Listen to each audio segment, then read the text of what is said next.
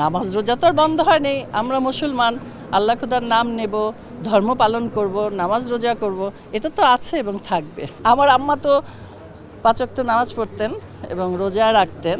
তো আমাকে সকালবেলা উঠাই দিত, তাও কি একটা লাঠি ছিল, শুয়ে থাকতাম উপর হয়ে, লাঠি দিয়ে বাড়ি দিয়ে ওঠ যা।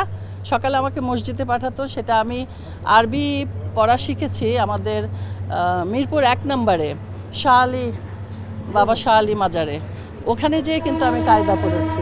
শালি মাজারে হ্যাঁ, তখন কি পড়ানো আমি হতো? মিরপুরে থাকতাম। হ্যাঁ, আচ্ছা, সকালে আচ্ছা। কায়দা পড়াতো তো, এখনো তো পড়ে বাচ্চারা। সব মাদ্রাসা মসজিদে দেখবেন সকালে ডাকে যে কে কে পড়বে চলে এসো।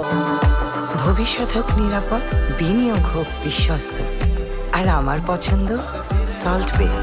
ওয়েলকাম টু সল্ট বে। আলিফ বেতে সেগুলো পড়াতো।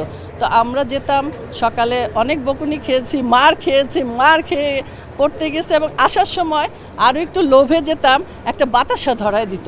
আচ্ছা। আসার সময় যখন পড়া শেষ করে বেরোতাম, হাতে একটা দুটো বাতাসা দিত, সে বাতাসা খেতে খেতে বাসায় যেতাম। খতম আর পর্যন্ত কোরআন গিয়েছিলেন? না কোরআন মিথ্যা কথা বলে লাভ নাই। কোরআন খতম পর্যন্ত যেতে পারিনি, আমি কোরআন পড়েছি।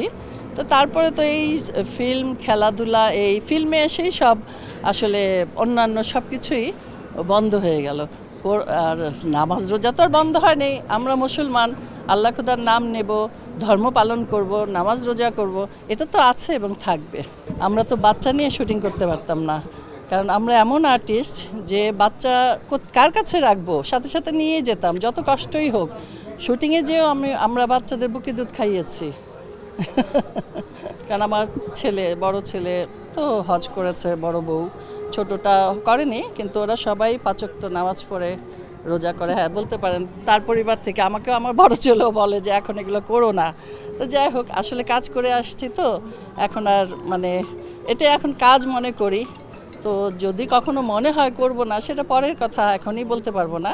তো ওরা রোজা রাখে, নিজেরাই ইফতার তৈরি করে, আবার অনেক সময় একসাথে যে বাইরে খাই। তো ইফতারটা ওরা ভালোই করে, এনজয় করে। আচ্ছা,